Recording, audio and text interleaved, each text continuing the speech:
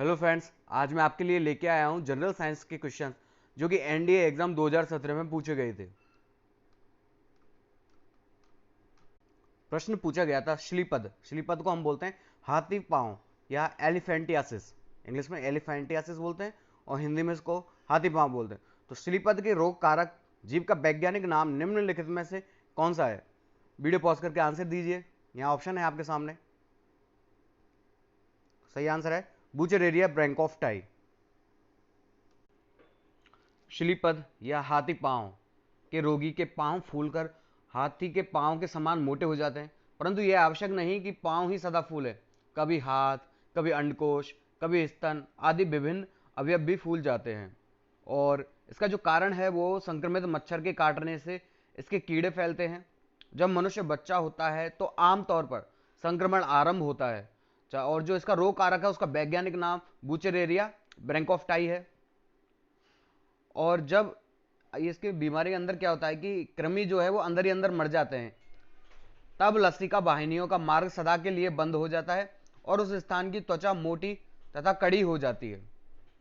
अब देखते हैं अगला प्रश्न। मेलानिन जो एक प्राकृतिक वर्णक है जो मानव त्वचा, बाल और परितारिका यानी आइरिस को रंग प्रदान करता है, यह किससे सुरक्षा प्रदान करता है? वीडियो पॉज करके ऑप्शन देखिए और आंसर दीजिए। यहां सही आंसर है परावैंगनी विकिरण से। परावैंगनी विकिरण से। चलिए अब थोड़ा सा मेलानिन के बारे में देख लेते हैं। मेलानिन एक प्राकृतिक रंग द्रव्य यानी पिगमेंट है और पृथ्वी के अधिकतर जीवों में यह पाया जाता है।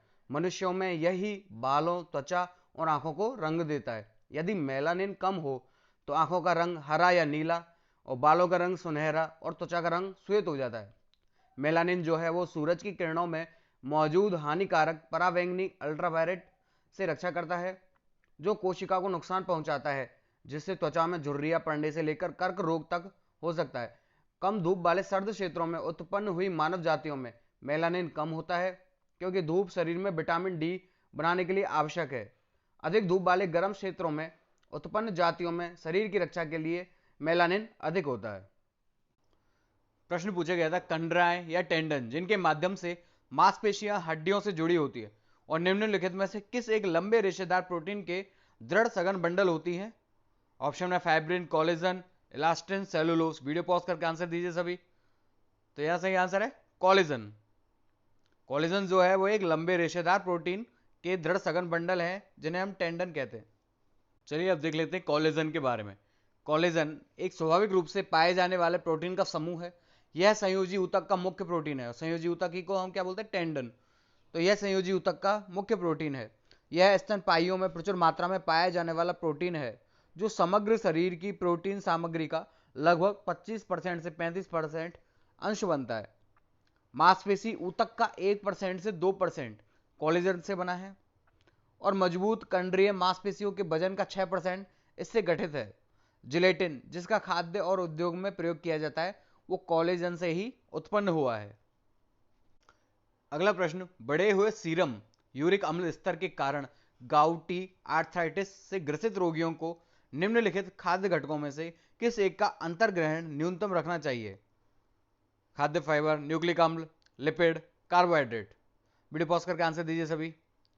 और यहां सही आंसर है न्यूक्लिक एसिड। चलिए अब बात कर लेते हैं गाउट आर्थराइटिस बीमारी के बारे में। तो गाउट आर्थराइटिस का एक प्रकार है और शरीर में यूरिक एसिड के बढ़ने से ऐसा होता है। 20 से 60 वर्ष की उम्र में यह दिक्कत अधिक होती है। पैर के अंगूठे में सूजन व अधिक दर्द से हिस्से का लाल होना रोग का मुख्य लक्षण है। प्रश्न पूछा गया था रोगाणुओं यानी माइक्रोब्स के बारे में निम्नलिखित में से कौन सा कथन सही नहीं है? तो पहला कथन, इनका उपयोग वाहित मल उपचार संयंत्रों यानी सीवेज ट्रीटमेंट प्लांट्स में होता है। बिल्कुल सही कथन है। पेय पदार्थों के उत्पादन के लिए औद्योगिक किण्वकों यानी फर्मेंटर्स में इनका उपयोग होता है। यह भी सही है। किसी रोगाणु से कोई एंटीबायोटिक प्राप्त नहीं किया गया है, तो यह कथन यहाँ पर गलत है। और रोगों के उपचार हेतु कई जैव सक्रिय अणुओं को प्राप्त करने के लिए इन्हें प्रयुक्त किया जाता है। यह सही है। तो यहाँ कथन गलत कौन सा है? सी। सी यहाँ आंसर है। प्रश्न पूछा गया था सुनहला धान यानी गोल्डन राइस आनुवंशिक रूप से रूपांतरित फसल का पादप है जिसमें समाविष्ट जीन किसके जैव संश्लेषण के लिए होता है? ऑप्शन में ओमेगा 3 वसा आम्ल, vitamin A, vitamin B, vitamin C. Video pause करके आंसर दीजिए सभी। यह सही आंसर है विटामिन ए। चलिए अब देख लेते हैं सुनहला चावल या गोल्डन राइस, इसके बारे में। तो इसको जेनेटिक इंजीनियरिंग के द्वारा बनाया गया और सुनहरे चावल का विकास उन क्षेत्रों में उपयोग करने के लिए किया गया जिन क्षेत्रों में आहार के रूप में ग्रहण किए जाने वाले विटामिन ए की कमी होती है। प्रश्न पूछा गया था, करेंसी नोटों में जालसाजी की पहचान करने के लिए निम्नलिखित में कौन सी तरंगों का प्रयोग होता है? परावैंगनी तरंग, अवरक्त तरंग, रेडियो तरंग या सूक्ष्म तरंग। वीडियो पॉज करके आंसर दीजिए। तो यहां से आंसर है परावैंगनी तरंग, इसका यूज होता है। देखिए परावैंगनी किरणों को इंग्लिश में अल्ट्रावायलेट रेज भी बोलते हैं और ये जो है नोटों की जालसाजी को रोकने में मददगार साबित होती है। इसके अलावा इसके और उपयोग भी हैं। विटामिन डी को बनाने में ये सहायक होती है, त्वचा संबंधी समस्याओं में मददगार होती है, कई जंतुओं को देखने में सहायता भी करती है और संक्रमण मुक्त रखने में भी ये सहायक होती है। और भी बहुत सारे उपयोग हैं इसके अल्ट्रावायलेट रेज के। अगला प्रश्न, हाइड्रोफ्लोरिक अम्ल का मुख्य उपयोग क्या है? पहला, कांच के निक्षारण में। सेकंड है विरंजन कारक के रूप में, अत्यधिक प्रबल ऑक्सीकारक पदार्थ के रूप में, या फिर प्रबल कार्बनिक फ्लोरीन यौगिकों को तैयार किए जाने में। वीडियो पॉज करके आंसर दीजिए। तो यहां सही आंसर है कांच के निक्षारण में इसका उपयोग होता है मुख्य। चलिए थोड़ा हाइड्रोफ्लोरिक अम्ल के बारे में देख लेते हैं। हाइड्रोफ्लोरिक अम्ल एक अम्ल है जो जल में हाइड्रोजन फ्लोराइड का विलयन है, HF का, और इसका उपयोग जो है वो फ्लोरीन युक्त अधिकांश यौगिकों के निर्माण में किया जाता है, जैसे PTFE, टेफ्लॉन इत्यादि। प्रश्न पूछा गया था, प्रोबायोटिक पद किसके लिए प्रयुक्त किया जाता है? जैविक खाद के लिए, एंटीसिड के लिए, एंटीबायोटिक के लिए, या फिर सजीव सूक्ष्मजीवी खाद्य संपूरक के लिए। खाद्य संपूरक को हम फूड सप्लीमेंट भी बोलते हैं। वीडियो पॉज करके आंसर दीजिए। यहां सही आंसर है सजीव सूक्ष्मजीवी खाद्य संपूरक के लिए इसका प्रोबायोटिक पद का प्रयोग किया जाता है। चलो प्रोबायोटिक्स के बारे में देख लेते हैं। WHO के अनुसार प्रोबायोटिक वे जीवित सूक्ष्म जीव होते हैं जिसका सेवन करने पर मानव शरीर में जरूरी तत्व सुनिश्चित हो जाते हैं। ये शरीर में अच्छे जीवाणुओं की संख्या में वृद्धि कर पाचन क्रिया को बेहतर बनाते हैं। और इस विधि के अनुसार शरीर में दो तरह के जीवाणु होते हैं, एक तो मित्र होते हैं और एक शत्रु होते हैं। दो जीवाणु होते हैं हमारे शरीर में, एक तो मित्र की तरह कार्य करते हैं और एक शत्रु की तरह कार्य करते हैं। अब देखते हैं 106 नंबर का प्रश्न, न्यूक्लिक अम्लों की आणविक संरचना से संबंधित शोध के लिए फ्रांसिस क्रिक और जेम्स वाटसन के साथ 1962 के नोबेल पुरस्कार का भागीदार निम्नलिखित में से कौन था? एडविन चार्गफ, मॉरिस ह्यू, फ्रेडरिक विल्किंस, रोसालिंड फ्रैंकलिन, या फिर फॉबस लेवेने। वीडियो पॉज करके आंसर दीजिए। फ्रांसिस क्रिक और जेम्स वाटसन के साथ तीसरे वैज्ञानिक कौन थे जिन्हें 1962 में नोबेल पुरस्कार मिला? तो वो थे मॉरिस ह्यूग, फ्रेडरिक विल्किंस। देखिए जेम्स वाटसन, फ्रांसिस क्रिक और मॉरिस बिल्किंस, इन तीनों ने कैम्ब्रिज विश्वविद्यालय में एक साथ काम करते हुए डीएनए की बनावट का पता लगाया और डीएनए की बनावट डबल हेलिक्स की तरह है यह भी बताया, और इसके लिए इन्हें 1962 में नोबेल पुरस्कार से नवाजा गया। अब अगला प्रश्न देखते हैं, निम्नलिखित में से कौन सा कथन सही नहीं है? पराश्रव्य तरंगें परावर्तित, अपवर्तित या अपसोतित नहीं हो सकती है। अगला कथन है, पराश्रव्य तरंगों का उपयोग सामान्य संरचना द्रव्यों की आंतरिक संरचना में दरार और सरंध्रता आदि जैसे दोषों की उपस्थिति की पहचान में होता है।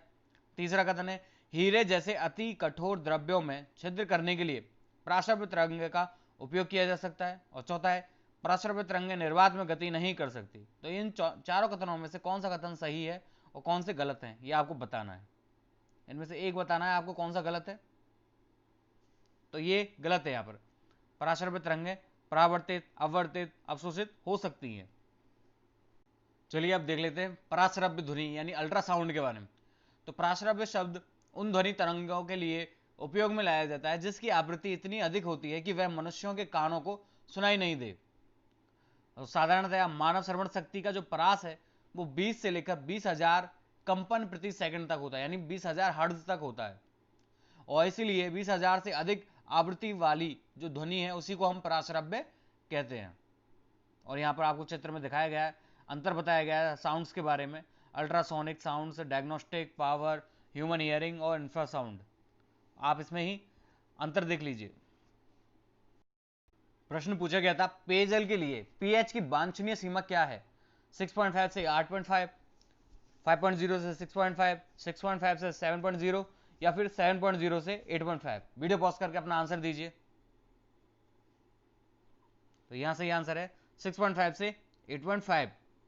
देखिए बीआईएस जो है भारतीय मानक ब्यूरो 1991 के अनुसार जो पेयजल के लिए पीएच है वो 6.5 से 8.5 मानी गई है, रखी गई है। ये पेयजल के लिए पीएच है। अगला प्रश्न, निम्नलिखित में से कौन सी तरंग प्रति फोटोन अधिकतम ऊर्जा ली जाती है? ऑप्शन है एक्स किरण, रेडियो तरंग है, प्रकाश तरंग है या सूक्ष्म तरंग है। वीडियो पॉज करके अपना आंसर दीजिए सभी। तो देखिए एक्स किरण यहां सही आंसर है, एक्स किरण यहां सही आंसर है। तो एक्स किरण जो है वो प्रति फोटोन अधिकतम ऊर्जा ली जाती है। ये थे अभी साइंस के क्वेश्चन। वीडियो अच्छी लगी हो तो प्लीज लाइक और सब्सक्राइब करना ना भूलें। जय हिंद, जय भारत।